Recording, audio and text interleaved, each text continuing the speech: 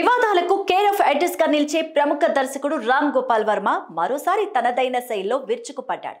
Supreme court సంచలన వ్యాఖ్యలు అనంతరం దేశవ్యాప్తంగా వీధి కుక్కల దాడుల ఘటనలపై తీవ్ర చర్చ జరుగుతున్న నేపథ్యంలో ఈసారి ఆయన కుక్కల ప్రేమికులను లక్ష్యంగా చేసుకొని తీవ్రమైన వ్యంగ్యాస్త్రాలు సంధించారు. సోషల్ మీడియా వేదికగా ఆయన సంధించిన ప్రశ్నలు ప్రస్తుతం పెను దుమారాన్ని రేపుతున్నాయి.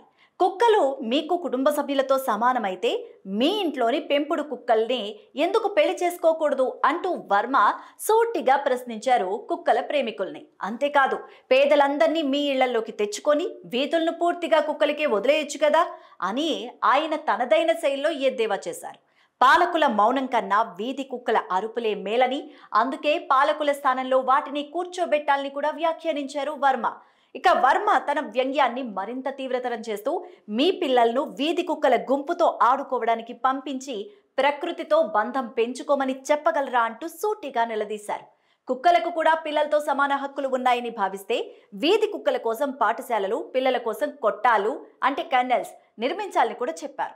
అనారోగ్యం వస్తే ఆసుపత్రికి బదులు వెటర్నరీ డాక్టర్ వద్దకు వెళ్లి చికిత్స చేయించుకోవాలని కూడా శునక ప్రియులందరికీ ఆయన సలహా ఇచ్చారు. కుక్కలను దేవుళ్ల కంటే ఎక్కువగా పూజిస్తున్నారు కాబట్టి దేవాలయాల్లోని విగ్రహాలను తొలగించేసి వాటి స్థానంలో వీధి కుక్కలను పెట్టి మోక్షం కోసం ప్రార్థించండి అంటూ వర్మ వ్యాఖ్యానించారు. ఇక ప్రస్తుతం రామ్ గోపాల్ వర్మ చేసిన ఈ వ్యాఖ్యలు సోషల్ మీడియాలో తీవ్ర చర్చనీయాంశంగా మారి దుమారాన్ని రేపుతున్నాయి. ఆయన అభిప్రాయాలను కొందరు సమర్థిస్తుంటే జంతు ప్రేమికులు, శునక ప్రియులు మాత్రం తీవ్రంగా ఖండిస్తున్నారు. మరి మీరేమంటారు అనేది కూడా కామెంట్ చేయండి.